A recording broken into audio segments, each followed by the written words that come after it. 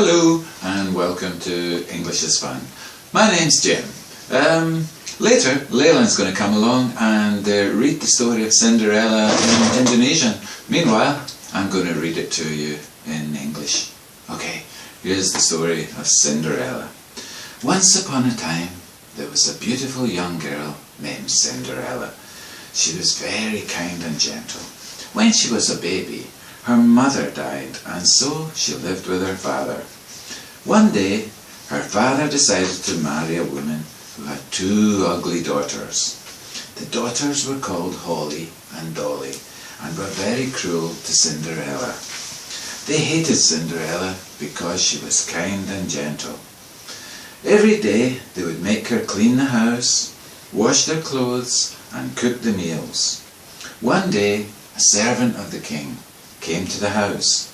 He gave the girls an invitation from the king's son. The prince was inviting all the young girls in the kingdom to attend a ball in the palace. Holly and Dolly were so excited. "Am I invited too?" asked Cinderella. "Ha!" they laughed. "You cannot go because you have too much work to do." Holly and Dolly spent the day preparing for the ball. Cinderella had to polish their shoes, wash their hair, prepare their dresses, and tie ribbons in their hair. "Bye," said Holly and Dolly as they left the house and headed for the palace. Cinderella was very sad and imagined how wonderful it would be to dance with the prince at the ball. She sat by the kitchen fire and cried. "Don't cry," said a gentle voice.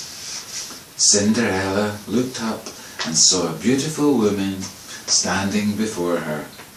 "Who are you?" said Cinderella. "I'm your fairy godmother," said the lady. "Would you like to go to the ball?" asked the fairy. "Oh, yes, please," said Cinderella. "Then wipe your tears and you shall go. But first, go into the garden and bring a big fat pumpkin," said the fairy. The fairy tapped the pumpkin and, by magic, it turned into a sparkling glass coach. "Now we need some horses," said the fairy. Just then, 4 little mice popped out of a hole in the kitchen floor. The fairy waved her wand and they became 4 handsome white horses. "Next, we need a driver," said the fairy. So she waved her wand and Cinderella's black cat turned into a handsome driver in a smart green uniform. Finally, the fairy looked at Cinderella, waved her wand and touched Cinderella's ragged clothes. Cinderella looked down. She was now wearing the most beautiful dress in the world. At her neck was a diamond necklace and on her feet a pair of glittering glass slippers. "Have a lovely time at the ball," said the fairy, "but do not stay a minute after 12 o'clock. After midnight, everything returns to it as it was before." At the palace, everyone stared at Cinderella. "Who is she? She's so beautiful." The prince and Cinderella danced together all evening. Holly and Dolly were jealous and angry, but they didn't recognize Cinderella. They thought she must be a princess from another kingdom. Cinderella was enjoying herself so much she forgot about the time.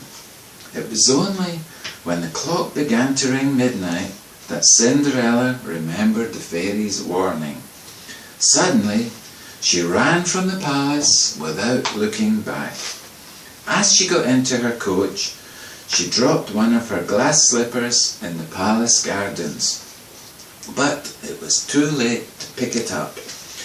Away rushed the coach, taking Cinderella home, leaving the prince standing in the garden holding her glass slipper.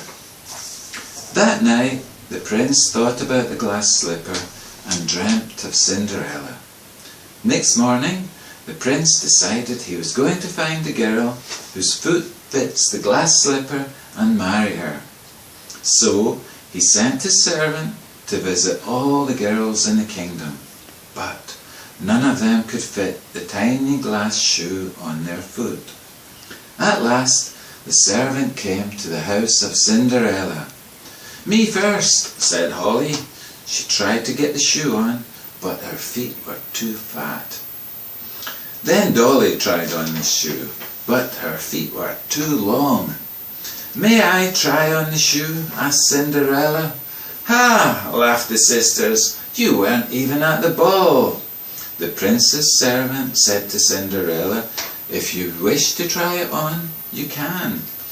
Cinderella slid her foot in a glass slipper, and it fitted perfectly. Holly and Dolly were shocked and angry. Just then there was a flash of light, and the fairy godmother appeared. With a wave of her wand, she changed Cinderella into the beautiful princess they had seen at the ball. The two sisters asked Cinderella to forgive them for being so horrible. The servant took Cinderella to the palace, and when the prince saw her, he asked her to marry him. She smiled and said yes. At the wedding, everyone was so happy. Even Holly and Dolly, who were invited to the wedding, realized they looked pretty and were happy when they treated others with kindness. Whoa! And that's the story of Cinderella, and everyone lived happily ever after.